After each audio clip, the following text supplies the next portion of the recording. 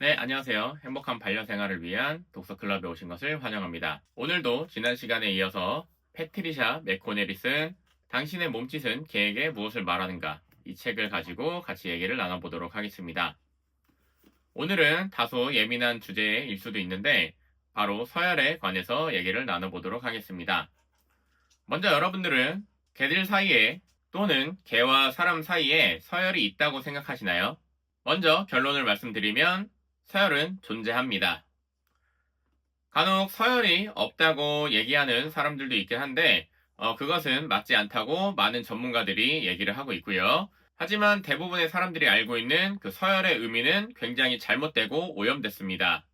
많은 사람들이 오해하고 있는 개들의 서열은 1947년 루돌프 선켈이라는 연구자에 의해서 시작이 되었습니다.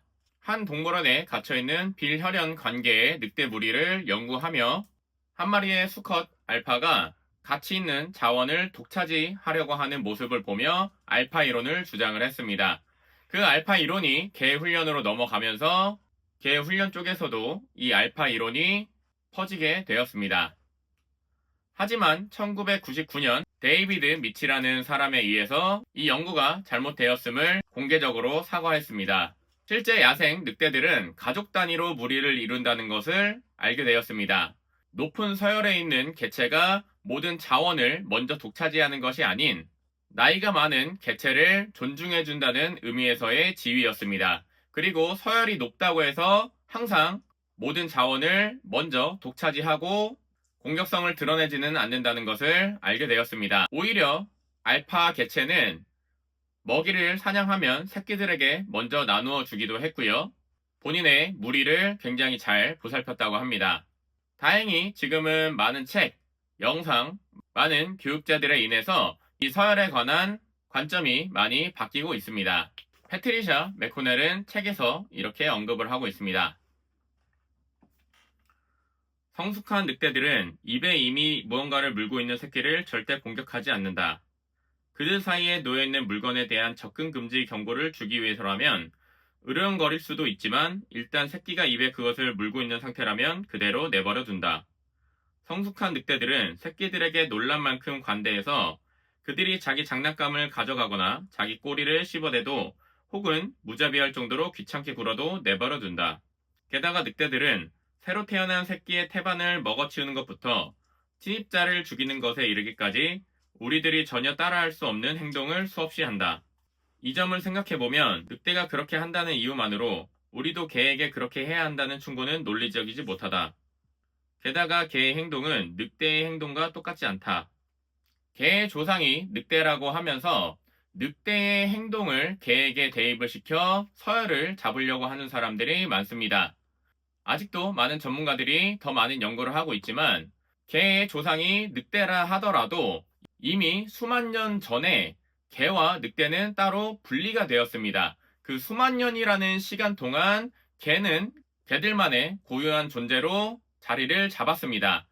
그래서 더 이상 늑대와 동일시하는 것은 맞지 않다고 많은 전문가들은 얘기하고 있습니다.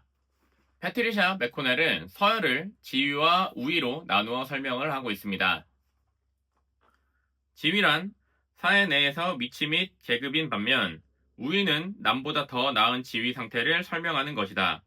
또 공격성은 우위의 필수 조건이 아니다. 라고 설명하고 있습니다. 그리고 책에서는 이런 내용도 나와 있습니다.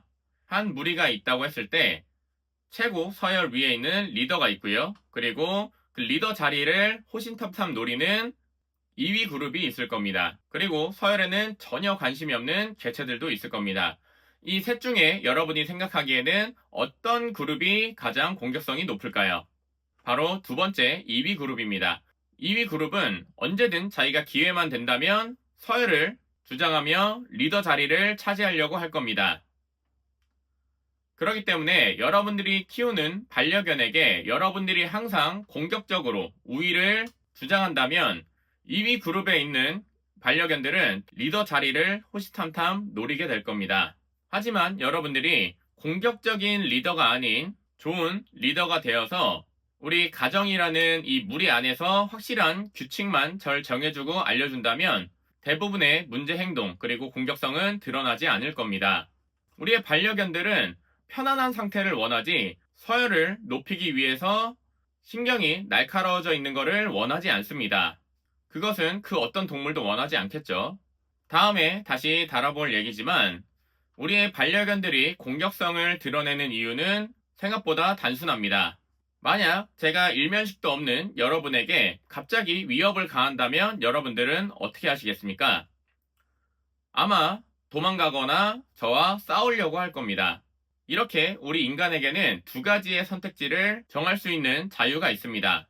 하지만 우리의 반려견들은 이 두 가지의 선택지를 고를 자유가 없습니다. 왜냐하면 우리의 반려견들은 도망칠 곳이 없기 때문입니다.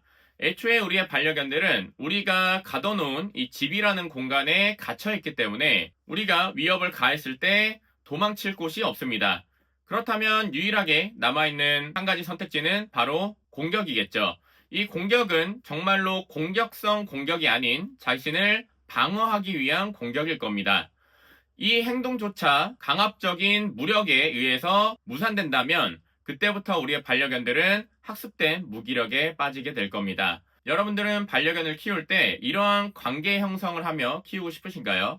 다음에 소개해드리겠지만 마크 베코프가 쓴 개와 산책하는 법이라는 책에는 서열에 관해서 조금 더 재밌고 읽기 쉽게 이해하기 쉽게 적혀 있습니다. 그래서 이 책도 꼭 읽어보시기를 추천드리고요.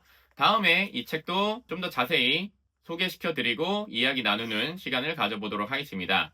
이 책에서는 지배적 지위에 있는 개는 과도하게 공격성을 드러내거나 위협하거나 군림하는 일이 드물다. 사회적 지배의 가장 실질적 효과는 누구에게 먹을 것을 배당할지에 대한 결정권을 지배적 개체에게 부여하는 것이다. 아까 말씀드린 것처럼 부모의 역할은 누구에게 먹이를 배당할 건지에 대한 결정권을 갖게 하는 것입니다. 자유롭게 살도록 내버려두면 개와 늑대는 사회적 서열을 이루고 유지하는데 그런 집단에서 서열 순서는 알파 동물이 위에서 물리적으로 강압적으로 유지되기보다는 주로 어린 개체가 나이 든 개체에게 순응하는 방식으로 유지된다. 이 책에서도 똑같은 얘기를 하고 있죠. 서열이란 단어는 가족 무리 내에서 존중을 의미한다고 생각하시면 이해가 편할 겁니다. 지배적 지위에 있는 개라고 해서 서열이 낮은 개에게 상해를 가하거나 부상당하게 할 싸움을 걸진 않는다. 많은 동물들이 행동 패턴과 전략이 부상당하게 할 싸움을 기피하는 쪽으로 진화되었기 때문이다.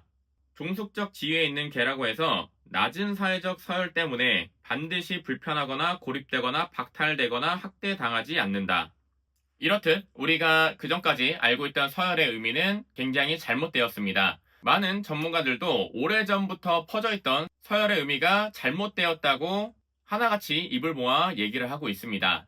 여러분들이 키우는 반려견과 정말 행복한 반려생활을 하고 싶다면 물리적이고 강압적인 서열을 잡으려고 하기보다는 가족 무리 내에 명확한 규칙을 형성하고 그것을 반려견에게 잘 알려주는 것이 반려견과 보호자 사이의 유대 관계도 훨씬 더 돈독해지고 행복한 반려생활을 할 수 있는 방법입니다. 규칙 형성에 관한 내용은 다음 영상에서 다뤄보도록 하겠습니다. 영상 시청해주셔서 감사합니다. 오늘도 행복한 반려생활 보내세요. 감사합니다.